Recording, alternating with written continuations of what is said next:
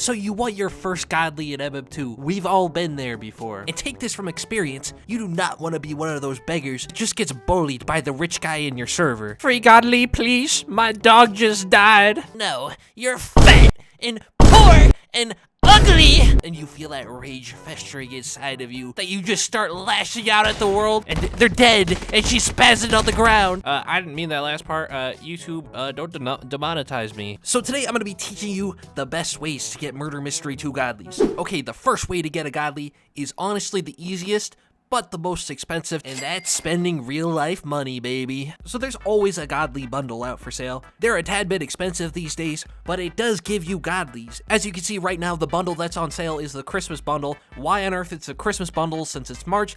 I have no idea. Now, item pack weapons are usually not that high on the value list. There are a couple that have spiked in the last couple years. As you can see, Turkey, which was an item pack item, is now one of the most demanded items out there. So honestly, you can get your money's worth, but it just takes a while after they release. The only issue that I have personally is that they're mad expensive these days. I remember when it was like $1,600 for the entire bundle. So it seems like inflation is even in MM2 knives, apparently. The second way to get a godly is the most obvious one, and that's by unboxing godlies. If you look down at the percentages, as you can see, there's pink question marks. I think Nick has said in the past that it's a 0.001% chance, but take it from someone who's unboxed godlies before, it's not impossible. Now, obviously, how you unbox these mystery crates is by saving up coins, or you could buy gems, I guess, but like, who really wants to buy gems? But the best way, in my opinion, is to save up your coins instead of unboxing every 1,000. So set goals for yourself while you're collecting coins. Instead of unboxing one box every 1K,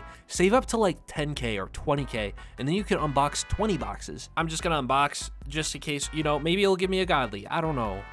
And I didn't get a godly, but I got rainbow, so I'm not going to complain about a rare, honestly. Now, I understand saving up for coins is a little bit grindy, and not a lot of people want to do that, but to be honest, it's free, so like, who knows, maybe you'll have the luck of the leaf god that will let you have a godly, or you get a leaf knife, and that's the best knife in the box anyway. Alright, the third way to get godlies is by trading. So I'm using Supreme value list. You can also use MM2 values, but if you go into the value list, as you can see, all these knives have value. So even if you unbox like a common or an uncommon, they still have value, especially legendaries. I noticed that a lot of traders love legendaries, so like, collect legendaries and try to trade for a godly, and you'd be surprised. I used to be a big trader in this community, and I'll be honest, if I saw a stack of legendaries, I wanted that. So unboxing is worth it so that you can get commons and uncommons and legendaries and then trade up to bigger knives. But that takes a lot of dedication, and but if you have the time, trading is definitely the best way in my opinion. All these value lists have trading servers as well, so you can join these trading servers. That will actually help you a lot because you've got a bunch of like-minded people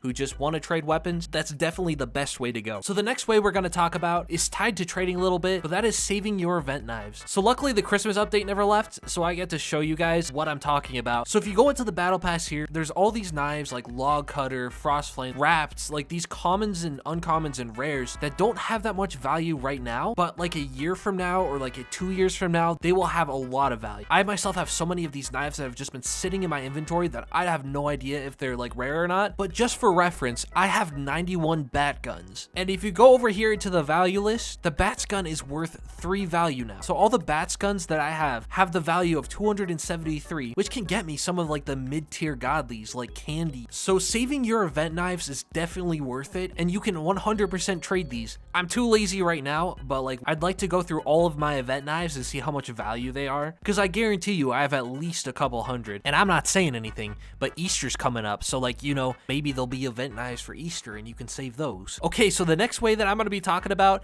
is the worst way in my opinion, because you can't really do much with it, but that's by crafting. I'll be honest, crafting needs an update.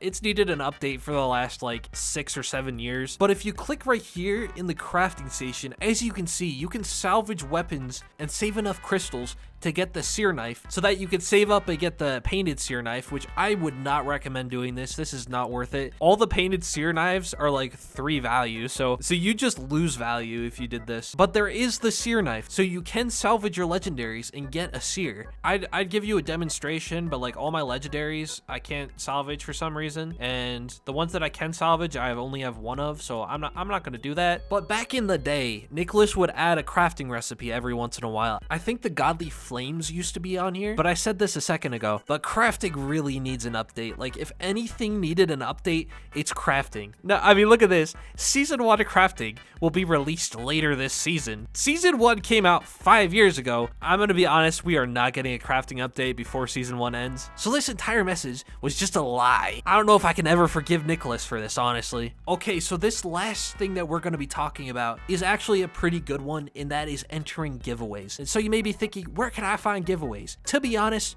almost every single MM2 YouTuber does giveaways. I myself do giveaways every once in a while. I usually host them in my Discord server.